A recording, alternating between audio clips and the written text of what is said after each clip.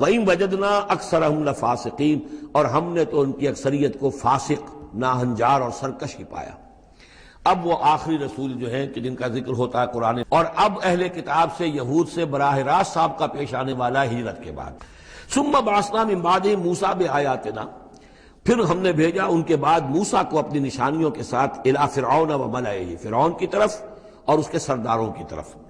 اب یہ ملک ذرا علیحدہ، جیسا کہ میں نے کہا ہے کہ جزیرہ نما عاقبۃ المفسدین، تو دیکھ لو کیسا انجام ہوا فساد کرنے والوں کا۔ بہت عیش وہاں کیے۔ اس زمانے میں جو مصر میں حکومت تھی، وہ سال سے ان کے اوپر یہ قوم سختیاں کر رہی تھی۔ اب اللہ تعالیٰ نے حضرت موسیٰ کو بھیجی تو ان یخرجکم من ارضکم، اور وہ چاہتا یہ ہے کہ تمہیں تمہارے اس ملک سے نکال باہر۔ میرا معجزہ تھا تقریباً وہی انہوں نے کر کے دکھا دیا۔ اب اللہ تعالیٰ نے تو مجھے دیا، کوئی 10 15 20 چھوٹے چھوٹے سانپ بن گئے، لیکن معجزے کی نوعیت تو وہی ہے۔ لیکن اور ہمیں وفات دی۔ وَإِن وَجَدْنَا أَكْثَرَهُمْ لَفَاسِقِينَ، اور ہم نے تو ان کی اکثریت کو فاسق، ناہنجار اور سرکش ہی پایا۔ اب وہ آخری رسول جو ہیں کہ جن کا ذکر ہوتا ہے قرآن مجید میں، اور یہ ہے حضرت موسیٰ علیہ السلام۔ حضرت موسیٰ علیہ السلام کا ذکر یہاں پر اب آپ یہاں دیکھا آپ نے، تقریباً ایک رکوع ایک جو ہے رسول کے ذکر میں تقریباً اوسطاً آیا ہے۔ یہ اب چلے گا 7-8 رکوعوں تک۔ اس کی وجہ کیا ہے؟ متصلاً قبل جو ہے ہجرت سے یہ صورتیں نازل ہو رہی ہیں، اور اب اہل کتاب سے، یہود سے براہ راست سابقہ پیش آنے والا ہجرت کے بعد۔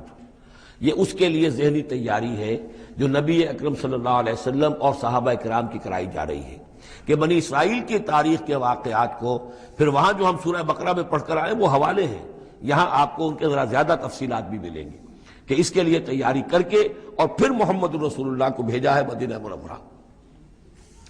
ثم بعثنا من بعدهم موسیٰ بآیاتنا، پھر ہم نے بھیجا ان کے بعد موسیٰ کو اپنی نشانیوں کے ساتھ الی فرعون وملئہ، فرعون کی طرف اور اس کے سرداروں کی طرف۔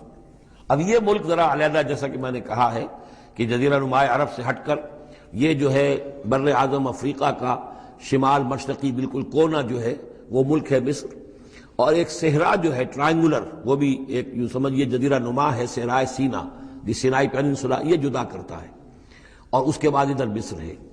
اس مصر میں یہ فرائنہ کی حکومت تھی۔ یہ فرعون لقب ہے، یہ کسی کا نام نہیں ہے۔ جیسے عراق کے بادشاہوں کا لقب نمرود، اسی طریقے سے یہاں کا جو بادشاہ ہوتا تھا وہ فرعون۔ تو جو فرعون تھا حضرت موسیٰ کے زمانے میں، اس کی طرف بھیجا۔ فظلموا بہا، انہوں نے ظلم کیا، حق تلفی کی ان کی نشانیوں کی۔ فانظر کیف کان عاقبۃ المفسدین، تو دیکھ لو کیسا انجام ہوا فساد کرنے والوں کا۔ وقال موسیٰ یا فرعون، اور کہا موسیٰ نے اے فرعون، انی رسول من رب العالمین، دیکھو میں اللہ کا، رب العالمین کا رسول ہوں، پیغامبر ہوں، ایلچی ہوں۔ حقیق علی اللہ اقول علی اللہ الا الحق، میں اس پر قائم ہوں اور اس کا مستحق ہوں کہ میں نہ کہوں، اللہ کی طرف منسوب نہ کروں کوئی بات مگر حق۔ اس کی وجہ یہ ہے، یہ بھی جان لیجئے کہ فرعون کے لیے حضرت موسیٰ کوئی نئی آدمی نہیں تھے۔ حضرت موسیٰ اسی کے محل میں پلے بڑھے تھے، اور وہیں سے پھر وہ نکل کر گئے تھے مدین، اور مدین سے واپس آ رہے تھے تو انہیں نبوت اور رسالت ملی۔ یہ چیزیں ملیں گی آپ کو آگے سورہ طٰہٰ اور سورہ قصص کے اندر۔ تو اس لیے فرعون تو ان کو پہچانتا تھا، اور ظاہر بات ہے کہ محل کے اندر جو ہے اللہ تعالیٰ نے پرورش کروائی ہے، تو ان کے انداز کے اندر بھی کوئی لجاجت نہیں تھی کہ جیسے کوئی عام جو ہے آدمی بات کر رہا ہو۔ یہ تو خود ایک شہزادے کے مانند تھے۔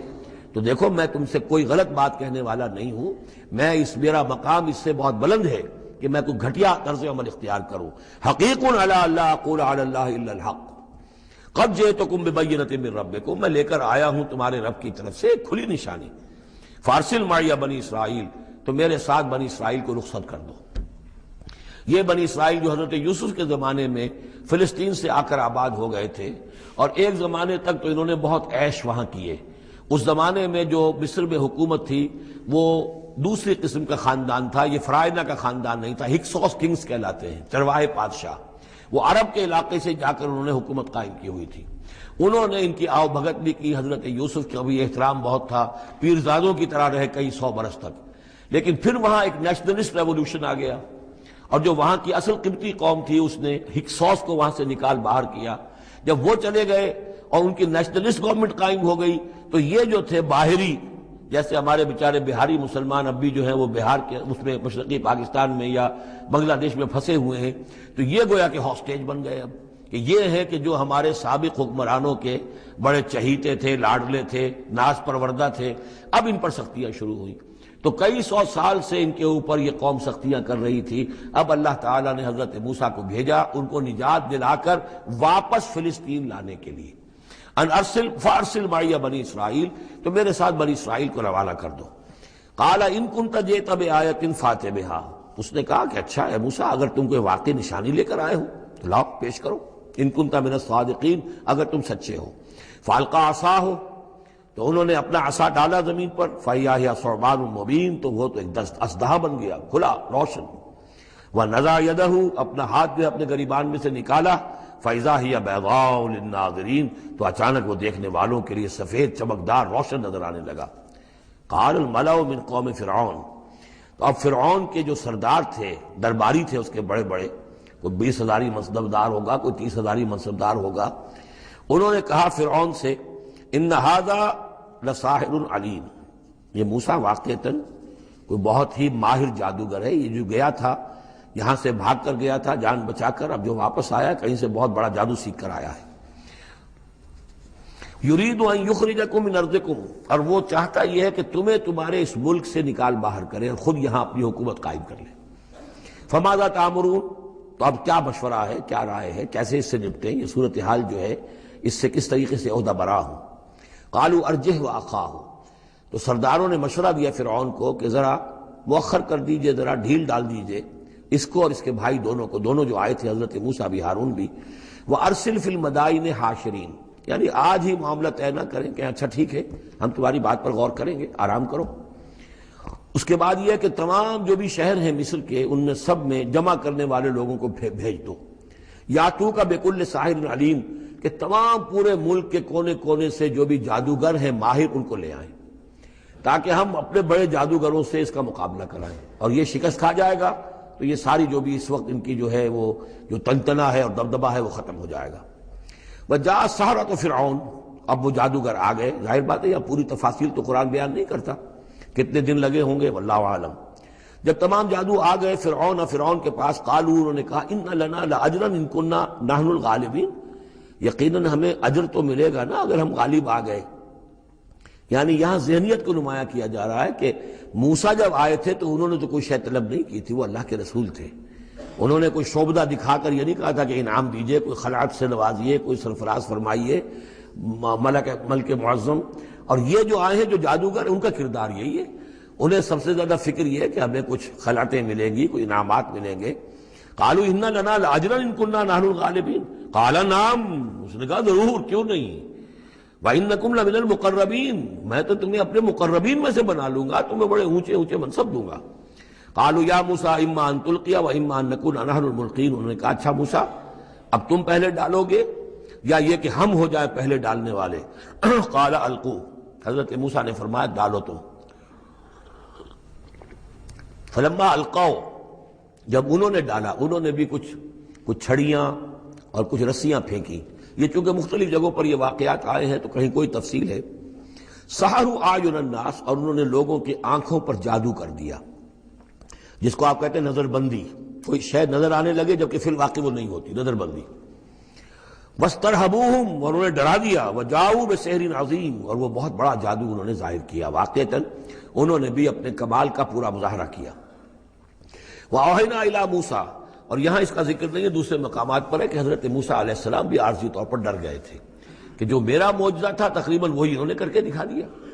اب اللہ تعالیٰ نے تو مجھے دیا تھا کہ یہ معجزہ ہے، لیکن یہاں تو یہ ہو گیا جادوگروں نے وہی کرتب کر کے دکھا دیا، صرف ایک پیمانے کا فرق ہے کہ کوئی ذرا بڑا اژدہا بن گیا، کوئی 10 15 20 چھوٹے چھوٹے سانپ بن گئے، لیکن معجزے کی نوعیت تو وہی ہے۔ لیکن تب اللہ نے فرمایا کہ موسیٰ ڈرو نہیں، بلکہ تم جو تمہارے ہاتھ میں اسے ڈالو۔ وَأَوْحَيْنَا إِلَىٰ مُوسَىٰ أَنْ أَلْقِ عَصَاكَ، ہم نے وہی کی موسیٰ کو کہ ذرا ڈالو تو صحیح اپنا وہ عصا۔ فَإِذَا هِيَ تَلْقَفُ مَا يَأْفِكُونَ، تو اچانک وہ جب اژدہا بنا اور وہ نگل گیا ان سب جو انہوں نے بنائی تھی، جو سپولیے اور سانپ بنے تھے چھوٹے چھوٹے ان کی رسیوں سے اور ان کی چھڑیوں سے، ان سب کو وہ ہڑپ کر گیا۔ فَوَقَعَ الْحَقُّ، حق واقع ہو گیا، حق کا واقع ہونا ثابت ہو گیا، وبطل ما كانوا يعملون، اور جو کچھ وہ کر رہے تھے اس کا باطل ہونا ظاہر ہو گیا۔ فغلبوا هنالك، تو وہ اسی وقت مغلوب ہو گئے، ہار گئے، وانقلبوا صاغرین، اور وہ ذلیل ہو کر رہے۔ کون ذلیل ہو کر رہے؟ فرعون اور اس کے سردار۔ وَأُلْقِيَ السَّحَرَةُ ساجدین، اور جو جادوگر تھے وہ تو جیسے کہ کسی نے ان کو سجدے میں گرا دیا ہو، گرا دیے گئے جادوگر سجدے میں۔ قالوا آمنا برب العالمین، انہوں نے فوراً اعلان کیا ہم ایمان لے آئے رب العالمین پر، رب موسیٰ و ہارون، موسیٰ اور ہارون کے رب پر۔ اس کی وجہ کیا ہے؟ دیکھیے اس کو سمجھ لیجئے کہ ہر شے کا ماہر یہ جانتا ہے کہ میرے فن کی لیمٹس کیا ہیں۔ اب فزکس ہے، ٹیکنالوجی ہے، جو ہائیسٹ ہمارے اس وقت کے سائنٹسٹ ہیں انہیں معلوم ہے لیمٹس کیا ہیں، لیمیٹیشنز کیا ہیں، اور اگر کوئی شخص بالکل ان لیمیٹیشن سے ماورا کوئی شے دکھا دے تو وہ ان کی سمجھ میں آ جائے گا کہ یہ ہماری ان لیمیٹیشن سے بہت ماورا ہے۔ عام آدمی کیا سمجھے گا؟ چھوٹا شعبدہ بڑا شعبدہ، چھوٹا جادوگر بڑا جادوگر۔ لہذا وہ سارے جو لوگ تھے مصر کے انہیں یہ ہدایت نصیب نہیں ہوئی، نہ فرعون کو اور اس کے سرداروں کو ہوئی، لیکن جو ماہر فن تھے جادوگر انہوں نے دیکھ لیا تھا یہ جادو نہیں ہے، they knew the limits، انہیں معلوم تھا جادو کہاں تک جا سکتا ہے، یہ جادو نہیں ہے۔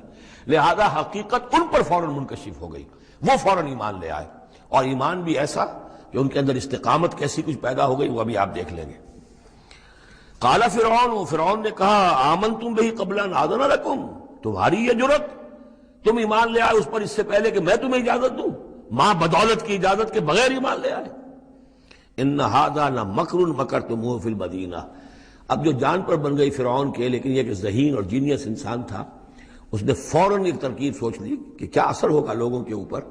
ہاں یہ معلوم ہوتا ہے تمہاری سازش ہے، یہ موسیٰ بھی تم ہی میں سے ہے، تمہارا گرو گھنٹال ہے، اور تم نے یہ سازش کی ہے، اور یہ نورا کشتی تم نے کی ہے یہاں آ کر میرے دربار میں، اور تاکہ تم لوگوں کو دھوکہ دو۔ ان ھذا لمکر مکرتموہ فی المدینہ، یہ تمہاری ایک سازش ہے، چال ہے جو تم نے شہر کے اندر اس کا تانا بانا بنا ہے، لتخرجوا منہا اہلہا، تاکہ یہاں سے اس ملک کے جو رہنے والے مالک جو ہیں، مالکان دیہ جو ہیں، ان کو تو تم یہاں سے بے دخل کر دو۔ فسوف تعلمون، تو تمہیں عنقریب پتہ چل جائے گا کہ تمہارے اس کرتوت کی سزا کیا ہے۔ لأقطعن ایدیکم وارجلکم من خلاف، میں کاٹ ڈالوں گا تمہارے ہاتھ اور تمہارے پاؤں مخالف سمتوں سے، یعنی دایاں ہاتھ اور بایاں پاؤں، یا بایاں ہاتھ اور دایاں پاؤں۔ ثم اسلبنکم، ثم لاسلبنکم اجمعین، اور پھر تمہیں میں سولی دے دوں گا سب کو۔ قالوا انا الی ربنا منقلبون، ان پر وہ حق ایسا منکشف ہو گیا کہ اس کے باوجود وہ کھڑے رہے، ان کا ٹھیک ہے ہم تو اپنے رب کی طرف لوٹ کر ہمیں جانا ہے، اور ہم پر حقیقت منکشف ہو گئی ہے۔ وما تنقم منا الا ان آمنا بآیات ربنا، تو ہم سے کس بات کا انتقام لے رہا ہے سوائے اس کے کہ ہم ایمان لے آئے اپنے رب کی آیات پر، لما جاءتنا، جبکہ وہ ہمارے پاس آ گئی۔ ربنا افرغ علینا صبرا، اے رب ہمارے ہم پر اڈھیل دے صبر، ہم پر صبر جو ہے با فراغت ہمیں صبر عطا فرما دے، وتوفنا مسلمین، اور ہمیں وفات دی جو مسلموں کی حیثیت سے ہی، یعنی ایسا نہ ہو کہ اس کی سختیوں کو جھیلتے ہوئے کہیں ہمارا دامن صبر جو ہے وہ ہمارے ہاتھ سے چھوٹ جائے، ہم کہیں کفر میں دوبارہ لوٹ جائیں۔ اے اللہ ہمیں صبر اور ثبات اور استقامت عطا فرما۔ ربنا افرغ علینا صبرا وتوفنا مسلمین۔ وقال الملأ من قوم فرعون اتذر موسیٰ وقومہ لیفسدوا فی الارض ویذرک آلہتک، اب یہ کافی دنوں تک معاملہ رہا، ظاہر بات ہے کہ اب اتنی بڑی بات ہو گئی، اب حضرت موسیٰ جو ہے اپنی دعوت و تبلیغ میں لگے ہوئے ہیں، اور جو ان کی قوم تھی وہاں بنی اسرائیل، اس کے اندر وہ جا رہے ہیں، انہیں آرگنائز کر رہے ہیں، وہ لوگ جو ہیں نوجوان ان کے گرد جمع ہو رہے ہیں۔ اب جو اس قوم کے بڑے بڑے لوگ تھے آل فرعون کے، اب وہ دیکھ رہے ہیں اور وہ سرگوشیاں کر رہے ہیں فرعون کے ساتھ محل میں جا کر۔ وقال الملأ من قوم فرعون، اور کہا قوم فرعون کے سرداروں نے فرعون سے، اتذر موسیٰ وقومہ لیفسدوا فی الارض، کہ بادشاہ ملک معظم کیا آپ فرعون کو، اس کو موسیٰ کو اسی طرح چھٹی دیے رکھیں گے، اور اس کی قوم کو کہ وہ آپ کی قوم کو لیفسدوا فی الارض، زمین کے اندر فساد مچائے؟ یہ تو فساد ہو جائے گا، یہ سب جمع ہو جائیں گے، یہ منظم ہو جائیں گے، بڑی قوت ہو جائے گی، ہمارے خلاف اٹھ کھڑے ہوں گے، بغاوت ہو جائے گی، تو یہ جو آپ نے چھوٹ دے رکھی ہے ذرا سوچئے، غور کیجئے۔ اتذر موسیٰ وقومہ، کیا چھوڑے رکھیں گے آپ موسیٰ کو اور اس کی قوم کو لِيُفْسِدُوا فِي الْأَرْضِ کہ وہ زمین میں فساد مچائیں، وَيَذَرَكَ وَآلِهَتَكَ اور آپ کو بھی چھوڑ دیں اور آپ کے آلہہ کو بھی چھوڑ دیں۔ یہاں نوٹ کر لیجئے ان کے بھی الہ تھے، ان کا سب سے بڑا الہ معبود سورج تھا، لہذا یہ نہیں تھا کہ وہ خدا صرف فرعون کو مانتے تھے۔ فرعون کی خدائی تھی سیاسی کہ حکومت میری ہے، اختیار میرا ہے، ساورنٹی میری ہے، یہ خدائی تھی فرعون کی، یہی خدائی کا دعویٰ تھا نمرود کا۔ باقی ان کے معبود تو اور بھی تھے، تو وہ چھوڑ دیں تجھے بھی اور تیرے معبودوں کو بھی۔